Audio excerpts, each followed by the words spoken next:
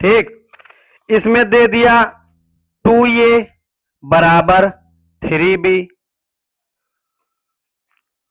तो इसको हम करेंगे, देखो, और कह दिया ये अनुपात b निकालिए। तो जब इस प्रकार का आपको क्वेश्चंस मिले तो यहां पे अंश का एलसीएम लेंगे। क्या?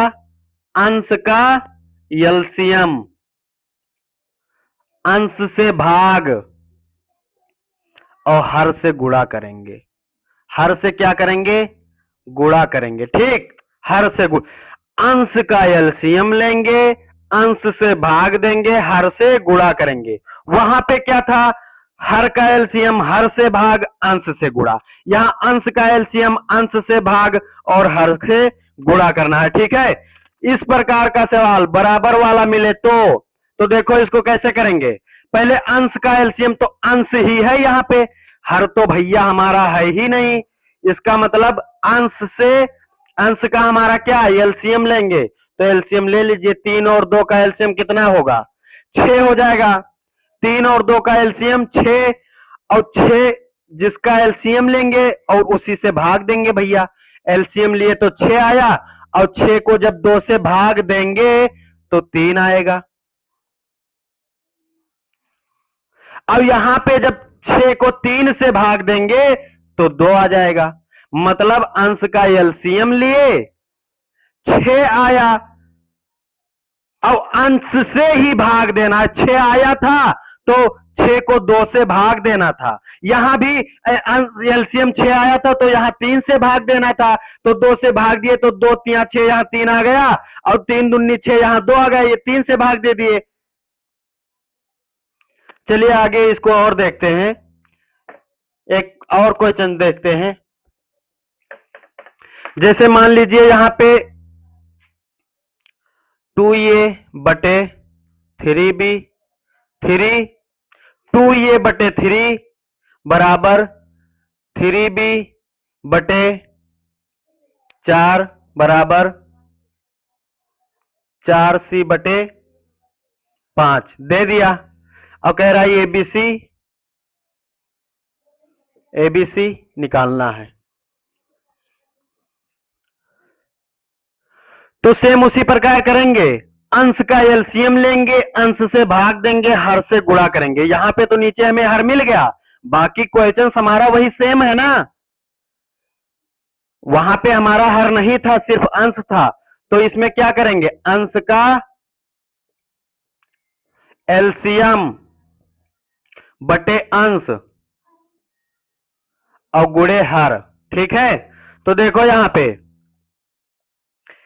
अंश का एलसीएम लेंगे, यानी कि ऊपर वाला हमारा अंश है ना, तो अंश का एलसीएम लेंगे 4 3 2।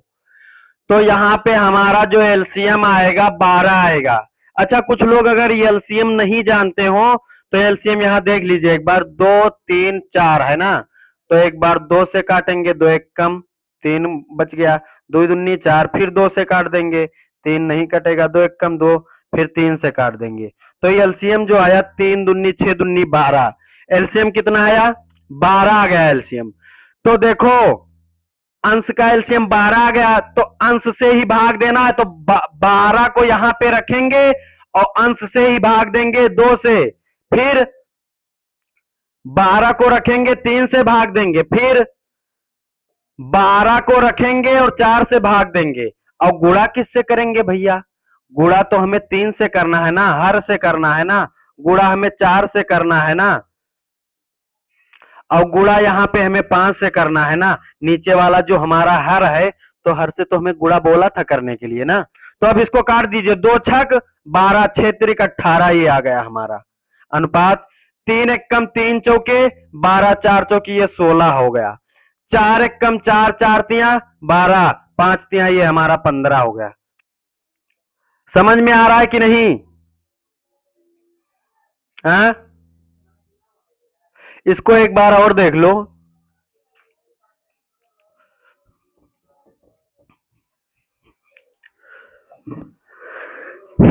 यदि इस प्रकार का आपको क्वेश्चंस मिले, कुछ नहीं करना है भाई, अंश का एलसीएम निकाल लेना। अंश हमारा ऊपर वाला है तो ऊपर वाले का सबका हम क्या निकाल लेंगे, एलसीएम निकाल लेंगे। तो एलसीएम निकाले तो 12 आ गया। फिर कह रहा है कि अंश से भाग दे दो, अंश से भाग दे दो, अंश हमारा ऊपर वाला ही है तो 2 से भाग दे भी दे दिए। हर से गुणा करो तो हर हमारा 3 है, 3 से गुणा कर दो। फिर कह रहा है कि भैया 12 लिख के भैया अंश से गुणा करो, तो अंश से हम क्या करेंगे, भाग करेंगे ना, भाग कह रहा है करने के लिए। अंश से हम क्या करेंगे, भाग करेंगे और हर से गुणा करेंगे। फिर 12 को 4 से भाग देंगे और हर से गुणा करेंगे। तो 2 एकम 2 2 छक 12 6 त्रिक 18 हो गया अनुपात 3 एकम 3 चौके 12 4 चौक 16 और 4 एकम 4 तिया 12 5 तिया ये 15 आ गया। क्या आ गया ये हमारा, समझ में आया कि नहीं। चलिए आगे बढ़ते हैं हम।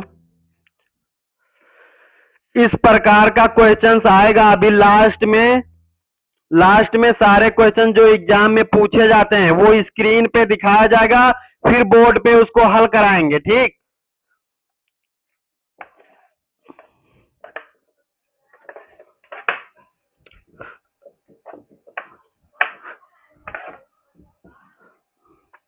है अगला क्वेश्चन हमारा है बैलेंसिंग ऑफ रेशियो।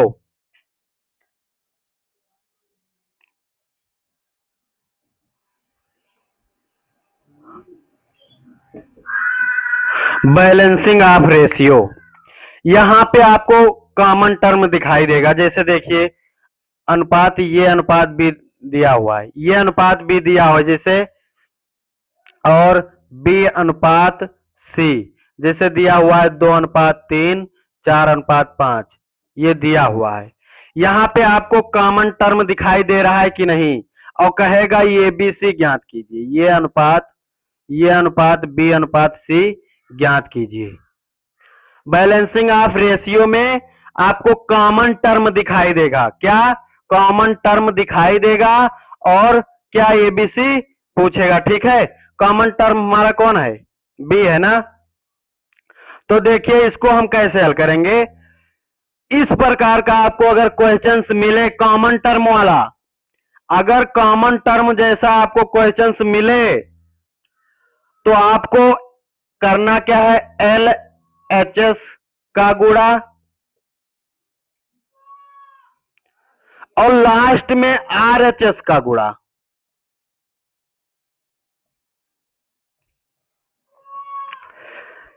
शुरुआत में हमें क्या करना है, एलएचएस का गुणा करना है। तो एलएचएस का मतलब होता है लेफ्ट हैंड साइड, लेफ्ट जो इधर मतलब इन दोनों में जो लेफ्ट हो, तो इन दोनों में लेफ्ट कौन है, ये है और ये है, तो इन दोनों का गुणा, ठीक। एलएचएस का गुणा यानी कि 4 दूनी 8 हो गया ये हमारा, कितना 8।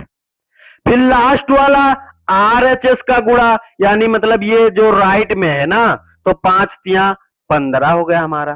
तो भैया बीच वाला, बीच वाला, तो बीच वाला देखो सबसे पहले इस 8 को उठा लेके आओ, यहां पे रखो और 2 से काट दो, तो 2 चौके 8, यहां 4 बचा और ये 4 तिया 12 हो गया, कितना 12।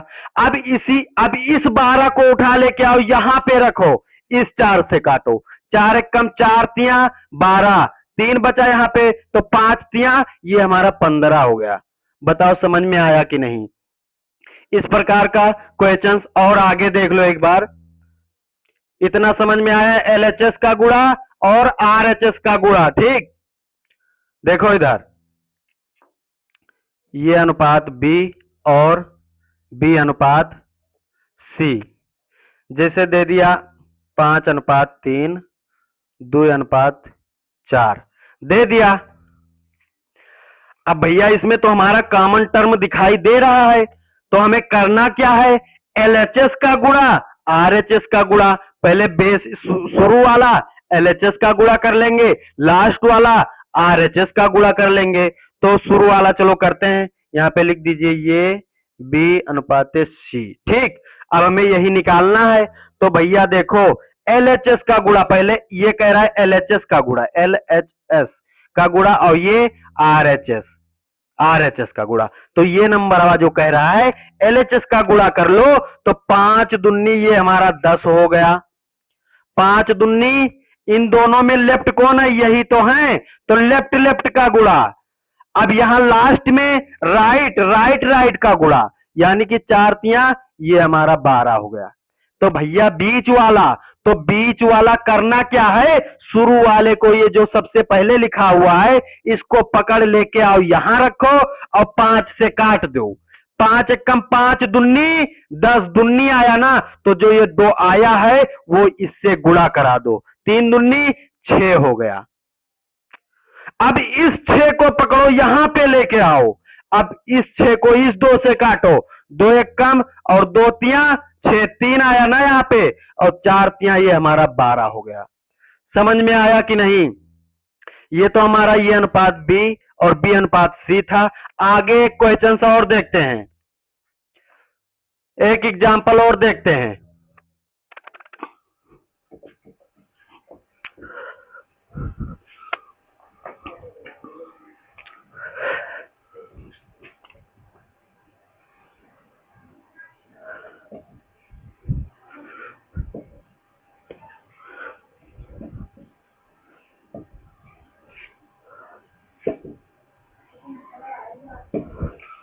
इतना दिया हुआ, ये अनुपात बी, बी अनुपात सी, सी अनुपात डी, तो कहेगा क्या, ये बी सी और डी ज्ञात करने के लिए ABCD, ये देखो कॉमन टर्म दिखाई दे रहे हैं ना, तो हमें करना क्या है, कुछ नहीं करना, बस वही करना है भाई, इसका LHS का गुणा और RHS का गुणा, LHS का गुणा RHS का गुणा। अच्छा चलो ये LHS का गुणा कर लो, RHS का नहीं करोगे तब भी चल जाएगा, लेकिन LHS का तो कर लो एक बार।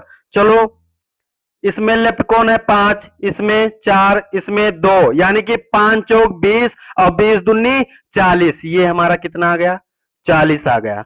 अब 40 को लेके आओ, यहां रखो और 2 से काट दो। 40 को रखने के बाद में इसी 2 से काट दो तो 20 आएगा कि नहीं, और 20 आ गया तो 20 इससे गुणा करा दो, 20 तिया 60 आ गया ये हमारा। अभी 60 को लेके आओ, 60 को लेके आओ, यहां रखो और 60 को हम 4 से भाग देंगे। अब 4 एकम 4 और 4 एकम 4, 2 बचा, 4 पंचे 20, 15 चौके 60 और 15 दूनी ये हमारा 30 हो गया, है ना, ये हमारा 30 हो गया।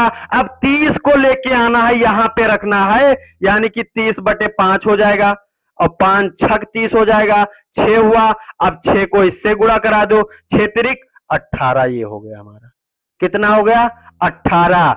अब भैया RHS का गुणा अब कर लो, RHS का गुणा, चलो कर लो भैया।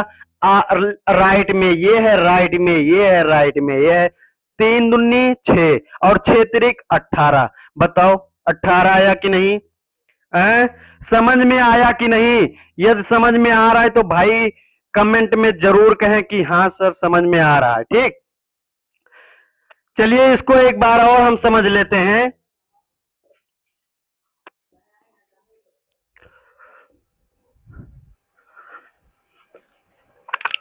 अब भैया एग्जाम में कैसे इसको हम हल करेंगे, वहां पे हम कॉपी कलम लेके खूब समय तक थोड़ी बैठे रहेंगे, हमें वहां पे समय थोड़ी गंवाने जाना है। वहां पे हमें ट्रिक जितना, मतलब जितने कम समय में कर ला जाओ, समझो सिलेक्शन पक्का भाई। जितने कम समय में, तो भैया हमें कुछ नहीं करना है, सिर्फ सवाल को देखते ही पहचान लेना है कि ये हमारा कॉमन टर्म वाला है या नहीं। यदि हां तो सबसे पहले LHS का गुणा भाई, LHS का गुणा, लेफ्ट में जो है उसको गुणा कर डालो, 5 चौक 20, 20 दूना 40, 40 आ गया। सबसे पहले 40 लिख दीजिए, 40 को यहां पे रखो, 2 से भाग दो तो 20 आएगा, 20 तिया 60 हो गया। फिर 60 को यहां पे रखो और ये 4 से काटोगे तो 15 चौके 60 और 15 और 15 दूनी ये हमारा 30 हो गया। 30 को यहां पे रखो, 5 से काटो, 5 छक 30 होता है तो 6 त्रिक हमारा 18 होगा। बस ऐसे ही करना है। वहां पे ये नहीं कि इतना लंबा चौड़ा लगाने के लिए, वहां समय हमारे पास नहीं रहेगा भाई। ठीक है, चलिए आगे चलते हैं।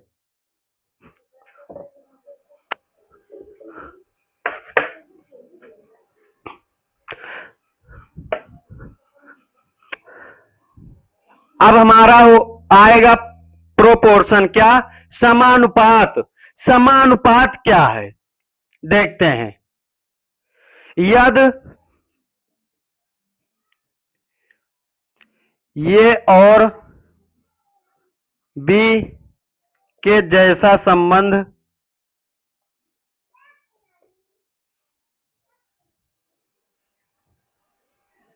यदि ये और बी के जैसा संबंध अगर सी और डी के बीच भी है, ठीक, यदि ये और बी के जैसा संबंध अगर सी और डी के बीच भी है तो वह समानुपात होगा। समानुपात होगा, ठीक है। जैसे जैसे देख लीजिए यहां पे, जैसे ये अनुपात बी समानुपात सी अनुपात डी, ठीक। अब इसको हम कैसे लिख सकते हैं? ये बटा बी बराबर सी बटा डी, ठीक। और हम कैसे लिख सकते हैं? ये प्लस बी बटा बी और सी प्लस डी बटा डी। और कैसे लिख सकते हैं?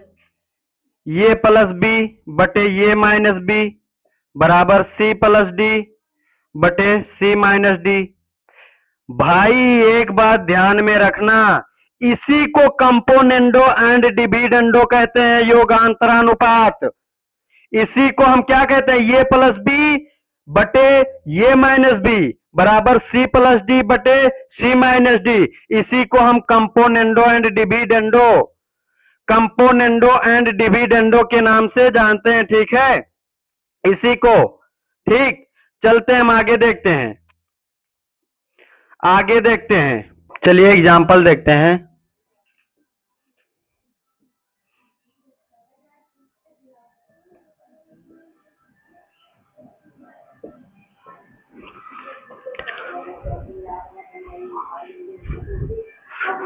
चलिए इसको देखते हैं।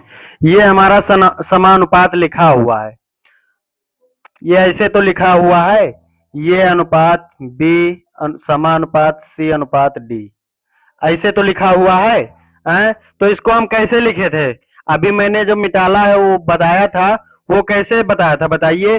ये बटा बी बराबर सी बटा डी लिखा था ना, तो यहां पे हम लिख लेंगे 4/12 बराबर 9/x, ठीक है, ऐसे लिख लिए। उसके बाद में कैंची हम गुणा कर देंगे, ठीक है। काट दो इसको, एक बार कट रहा है, 4 एक कम 4 तिया 12, तो ये 1/3 हो गया। कितना? 1/3 बराबर 9/x। अभी जब इसको गुणा करेंगे तो x एक कम x हो जाएगा और 9 त्रिक 27, तो x का मान कितना आ गया? x का मान कितना आ गया? 27। x का मान कितना आ गया? 27 आ गया। समझ में आया? इस टाइप का क्वेश्चन इसी प्रकार आएगा, देख लीजिए। समझ में आया? फिर से देख लीजिए इसको एक बार।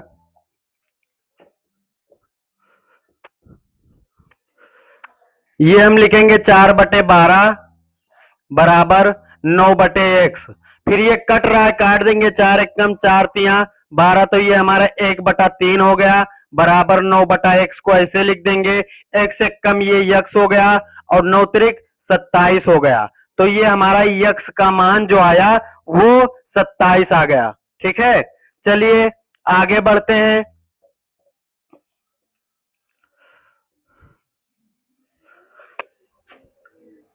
आगे आगे देख लीजिए, हमारा सवाल जो है कंपोनेंडो एंड डिविडेंडो पे, बहुत ही इंपॉर्टेंट, बहुत ही इंपॉर्टेंट, कंपोनेंडो एंड डिविडेंडो। जैसे x प्लस वाई बटे x माइनस वाई बराबर ये बटा बी है। तो देखो, अगर ऐसे हमारा क्वेश्चन दिया हुआ है इस प्रकार, तो हमें करना कुछ नहीं, जिस प्रकार इधर लिखा हुआ है उसको हम उधर लिख देंगे और वो वाला इधर लिख देंगे। खूब ध्यान से देखिए, जैसे x प्लस वाई बटे x माइनस वाई लिखा हुआ है, इस तरह बना देंगे इसको, इसको हम x बटा वाई लिख देंगे। जो ये बटा b लिखा हुआ है, इसको हम इस प्रकार लिख देंगे, ठीक है, इसको हम लिख देंगे x बटा वाई। अब जो इस प्रकार इधर लिखा हुआ है उसको हम उधर लिख देंगे भैया। यहाँ x प्लस वाई था तो यहाँ ये प्लस बी कर दीजिए, यहाँ x माइनस वाई था तो यहाँ ये माइनस बी कर दीजिए, बस हो गया, हो गया। यही तो है भाई कंपोनेंडो एंड डिविडेंडो पर क्वेश्चंस ऐसे ही बनेंगे। जैसे एक एग्जांपल देख लीजिए, एक एग्जांपल देख लीजिए, जैसे दे दिया x प्लस 9 और x माइनस 9 बराबर 7/5 दे दिया, ठीक। तो हल करो, तो हल करो इसको, ठीक। कैसे करेंगे, देखो इस प्रकार हमारा लिखा हुआ है, इस प्रकार देखो x प्लस वाई था तो x प्लस 9 हो गया है, और x माइनस 9 सेम रहना चाहिए, ये वाला अंक जो रहे सेम, यहां नहीं कि यहाँ 8 है यहाँ 7 हो जाए, ऐसा नहीं है, सेम होना चाहिए, ठीक है। तो इस प्रकार हमारा लिखा हुआ है ना, ये क्वेश्चंस बहुत ही इंपॉर्टेंट क्वेश्चंस है। इस प्रकार हमारा लिखा हुआ है, इस प्रकार हमें इस प्रकार बनाना है ना। तो ऊपर हम x बटे वाई लिख दिए हैं ना, x प्लस वाई लिखा था तो x बटे वाई लिख दिए हैं, तो इसको हम x बटे 9 लिख सकते हैं कि नहीं है। और उधर को हम क्या लिखेंगे, ये प्लस बी ये माइनस बी, यानी कि 7 प्लस 5 और 7 माइनस 5, बस हल कर दीजिए इसको। x बटे 9 बराबर 7 5 12/7 में से 5 गवा 2 बचा। अभी होगा 2 एक कम, या इसको काट दो यहीं पे, 2 एक कम 2, 2 छक 12 और 9 छक 54, तो x बराबर 54 हो गया। x का मान हमारा कितना आ गया, 54। तो इतना देने के बाद में कहेगा तो x का मान ज्ञात कीजिए, तो x का मान हमारा कितना आ गया, समझ में आ रहा है। चलिए आगे हम क्वेश्चंस देखते हैं, आगे क्वेश्चंस हम देखते हैं आगे।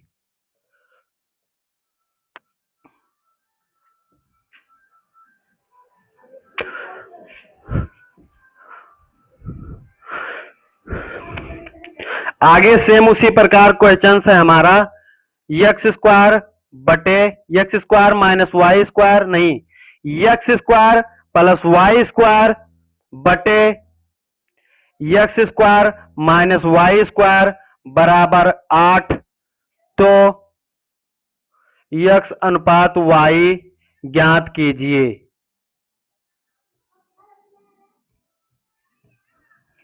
ठीक है। क्वेश्चन हमारा क्या कह रहा है, X square plus Y square बटे X square minus Y square बराबर 8।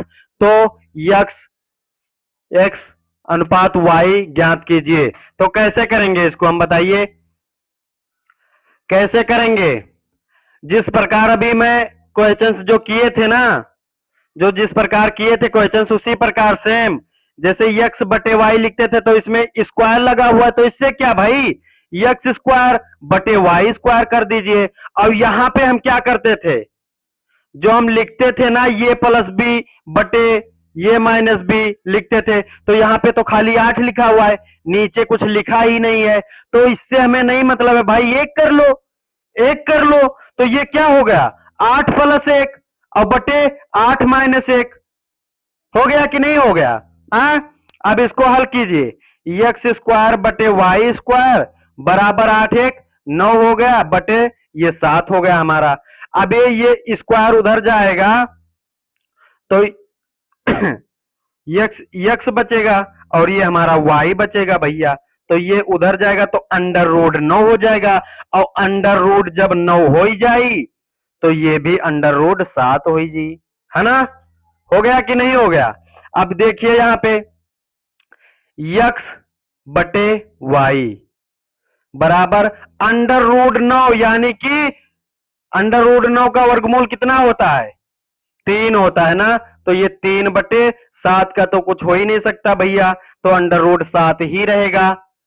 तो यक्स का मान जो 3 आया है तो यहां पे 3 लिख दीजिए, वाई का मान अंडर रूट 7 आया है 7 लिख दीजिए, बस खत्म। बस रेशियो एंड प्रोपोर्शन। अब यहां से जितने भी क्वेश्चंस एग्जाम के लिए जो एग्जाम में पूछे जाएंगे वो मैं इसको स्क्रीन पे दिखाता हूं, कितनी बार पूछे गए हैं, कितना इंपॉर्टेंट है। स्क्रीन पर दिखाने के बाद में मैं कॉपी में लिखकर और इसको बोर्ड पे मैं हल करा रहा हूं, ठीक। चलिए स्क्रीन पर